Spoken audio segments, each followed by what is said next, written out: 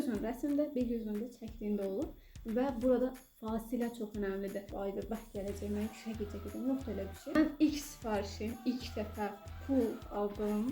18 yaşındaydım, Naxçıvandaydım və ilk sifarişim bir cütlük idi, arxadan yeriyirdi. Çox da bilinmirdi. Elə bir müştəri mənə dedi ki, buyurun 20 manat. Mən məbləğ qoymamışdım. Həmin qızı tanıyırdıq da, elə bir qonşumuz dedi. Mənə dedi ki 20 manat. Mən razılaşmadım uşaqlar. Dedim ki, yox, 10 manat verəcəm. Salam balaca rəssamlar və rəssamlığa maraq olanlar, bu günləri mənə Instagramdan çoxlu verdiyiniz suallar haqqında danışacağam. Yəni portreti necə çəkmək lazımdır. Bu günləri paylaşdığım bir portret var idi ki, bir sözlə ata və qızı ilə bir portreti mən sifariş verdi və mənə bu chat GPT-dən atdığı şəkil dedi ki, müəllimə buna bilə-bir oxşasın və biz də belə işlədik. Sizcə hansı yaxşıdır?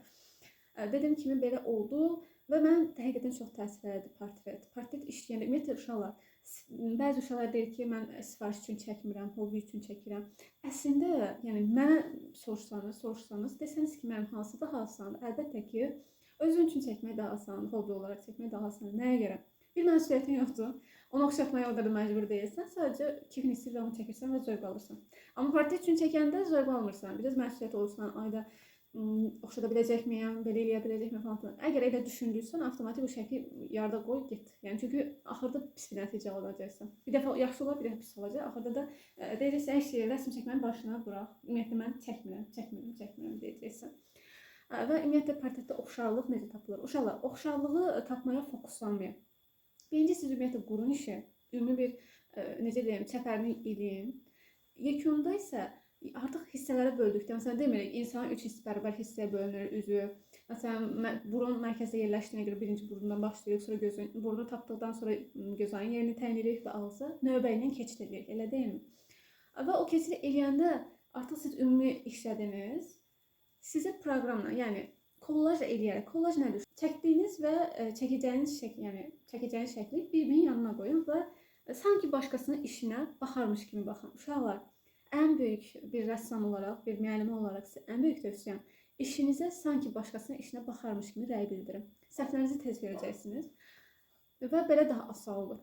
Və ümumiyyətlə kollajı elədikdən sonra bunu 2-3 dəfə eləyin, öyrəşənə qədər. Bir də damalama üsulu var. Mən özüm bir dəfə yoxlamışam və inanırsınız uşaqlar, səbrim çatmadı o damaları eləməyə. İşi də yarıda qoyub gedirəm.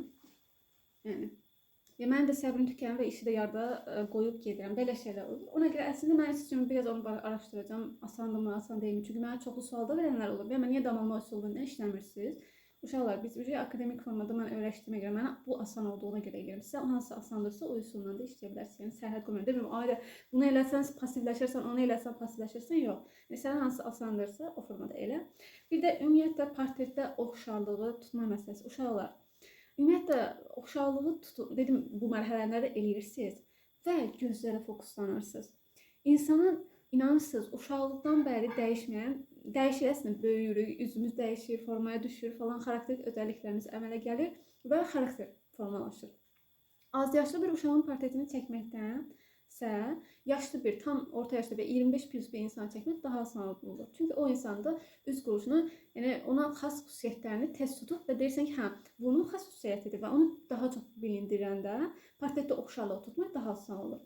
Məsələn, birinin burnu yekədir, birinin qulaqları çoxdur, birinin gözləri çox iridir və əsasən o fərqli olan hissəni tapdıqdan sonra ona fokuslansın. Yəni bir gözün rəsmdə, bir gözün də çəkdiyində olur və burada fasilə çox önəmlidir. Siz oturub demişsiniz ki, mən 2 saatda da bu işi qurtarmalıyım. Qutara bilməyəcəksiniz, qutarsan da ürəyincə olmayacaq, yəni oxşamayacaq. Hər kəs oxşayacaq, o həmin çəkdiyin insan qətiyyən oxşamayacaq. Belə bu da bir reallıqdır. Ona görə mən həmişə yarım saat elə bir işləmirəm, 1 saat işləyirəm. İşlədikdən sonra 10-15 dəqiqə fasilə verirəm. Çay içirəm, bir şey həyətdə fırlanıram. Təzədən işimə baxıram. Deyirəm, bu niyə belə bir səhv elədim deyirəm. Çünki adam səhvini tez tutur. Bir də uşaqlar, o şeyə baxırsınız, məsələn, hər hansı bir rəngə baxırsınız. Məsələn, qırmızı bir rəngə baxırsınız vərəqdə və ya bu yaşıl olur, hər hansı bir rəng. Ağ bir divara ona baxanda avtomatik gözünüz o rəngi orada görmüş kimi şeylər. Başa düşdünüz nə demək istədiyimi? Yəni, portret işləyəndə də bu hadisə əslində baş verir. Sən çəkdiyin şeyi, çəkəcəyin şeyi baxırsan, çəkdiyin hal-hazırda. Elə bilirsən ki, çox qəşəng edirəm, birə-bir eynisidir, amma deyil. Yəni o dediyim hadisə baş verir. Ona görə fasilə vermək çox əhəmilidir. Bir də motivasiya məsələsi var. Uşaqlar, mənim ilk portret çəkdiyim portretlərdə onlar tənqiddir. Müştəri mənə deyir ki, bu nədir? Robota oxşuyur. Bu nədir çəkmisiniz? Mən buna pul vermişəm. Həqiqətən belə şeylər yaşamışam. Atqaz oldu, ümumiyyətlə mən sifarişi alıblar məndən.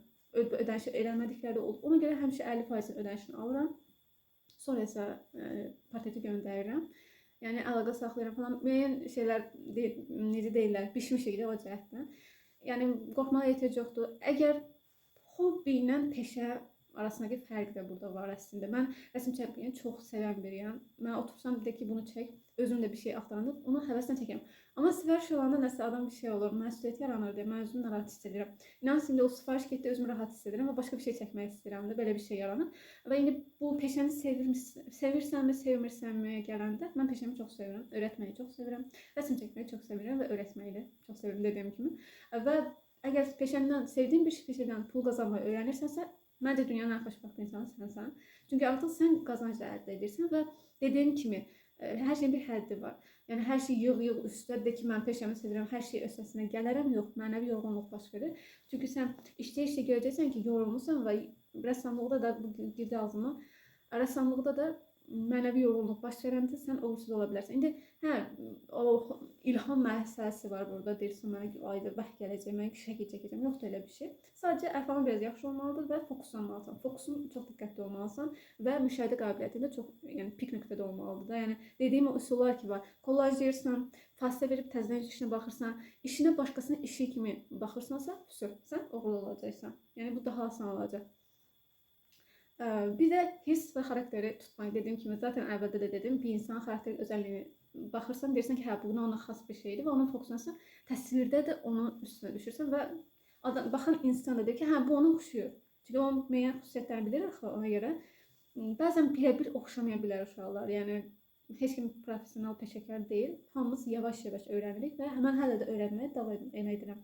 Müəllim ola bilərəm, amma mən öyrənməyi çox sevən bir insanam. Öyrənməyi sevməz uşaqlar. Sən birinlə söhbət edəndə, birinlə oturanda deməməlisən ki, mən superəm, mən hər şeyi bilirəm. Hər şeyi bilə bilməzsən. Sən çox şey bilərsən, amma hər şeyi bilə bilməzsən. Yəni bu qeyri-mümkün bir şeydir, bu ayıb bir şey deyil. Öyrənmək çox qəşəng bir şeydir. Yəni bunun üçün bir universitet oxumaq bir ehtiyac yoxdur, magistr və ya doktorantura oxumaq ehtiyac yoxdur. Çünki zaten həyatın özü bir məktəbdir, universitetdir və hər şeyin bir limiti, sərhədi, sonu var. Onun üçün də vaz keçmə, əlindən gələn yaxşısını et və qorxma da, yəni sifariş məsələsinə də təzədən yenə toxunuram. Əgər indi bəzən məsələn mən ilk sifarişi, ilk dəfə pul aldım, 18 yaşındaydım, Naxçıvandaydım və ilk sifarişim bir cütlük idi, arxadan yeriyirdilər, çox da bilinmirdi. Elə bir müştəri mənə dedi ki, buyurun 20 manat. Mən məbləğ qoymamışdım, həmin qızı da tanıyırdıq da, elə bir qonşumuz dedi. Mənə dedi ki 20 manat, mən razılaşmadım uşaqlar, dedim ki yox, 10 manat verməz. Yəni çox belə sakit təbiətli bir insan idim, hələ də eləyəm, amma dəhşət dərəcədə şey edim də, ay yox, lazım. Uşaqlar, əziyyət çəkirsinizsə, onun qarşısını almaqdan utanmayın. Utanacaq bir şey deyil bu. Mən bunu sonradan qəbul et, başa düşdüm, öyrənməyə başladım.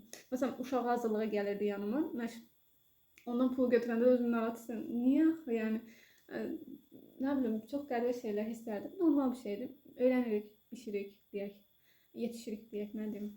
Hər şey oldu. Onun üçün qorxmamaq lazımdır. Dediyim kimi, ilk işimi 10 manat satmışdım. Təqribən A2 boydaydı, 10 manat idi. İndi bu işimi də arasında fərqini, qiyməti demirəm, qiymət demək olmaz. Yəni, bayağı bir fərq var indi arada. İnsan, məsələn, belə bir halda var. Məsələn, əslində ucuz işləyirsən, müştəridir, bu nədir, nə baxadır. İnanırsınız uşaqlar, məsələn, sizə bilən qiymət deyirəm. A3 formatda gedin, foto şəkil çıxardın. Ən azı sizdən 45-50 manat aralığında 30, ən aşağısı 30 manat pul alacaq. Rəngli formada foto şəkilçisi çıxardıb verəcək. Plus buna insan əməyi, zəhməti gələndə nə olur bilirsiniz? 2 qat baha olmalıdır. Normal olaraq da, yəni burada bir insan əməyi, insan gözü nuru var orada, vaxtı var orada. Elə bir biz vaxtımızı pulla əvəzləyirik. Belə bir şeydir bu. Ona görə belə şeylərdə çox diqqətli olun. Yəni heç kimə də öz işinizi götür məcbur etmək lazım deyil. Zaten keyfiyyət həmişə ön planda olur. O işi bilən, başa düşən insanlara çalışın, əlaqə saxlayın, sifarişinizi qəbul edin. Yəni necə deyim, həqiqətən estetik zövqü olmayan insanlar ki var, başa düşmür. Sanki də elə bir ki, fotoaparatdan çıxarmış kimi istəyir. bəzən. Öz əl işinizi birinci nümunə kimi atın. Sonra de ki, qəbul edirsinizsə, mən bu formada işləyirəm. Mənim əl işim, texnikam bu formadadır. Dəstək xəttim bu formadadır. Əgər qəbul edirsə, yəni siz onun sifarişini götürün. Yəni məcbur eləməyin, çünki özünüzə peşman olacaqsınız. Deyəcəksiniz ki, bu nə insandır ki, bu nə bilir incə sənətlərdir, mən də buna sifariş götürmüşəm. Belə şeylər də ola bilər. Onun üçün də diqqətli olmaq lazımdır. Dedim ki, mən də bunlardan sizə bölüşüm təcrübə olaraq. Bunun kimi videolar gəlmək istəyirsinizsə, kanala abunə olmalı, şərh yazmalı və paylaşmağı da unutmayın, əgər kimisə yararlı olacağını düşünürsünüzsə. Dediyim kimi, əslində dərs videosu bölüşəcəydim. Dedim ki, yox, qalsın, çünki mənə çox sual vermişsiniz. Dedim elə bu videoyla sizə cavablandırım. Sizi çox sevirəm, rəsm çəkməyə davam et. Çünki sən ən gözəl rəngsən. Digər videolarda görüşənədək hələlik.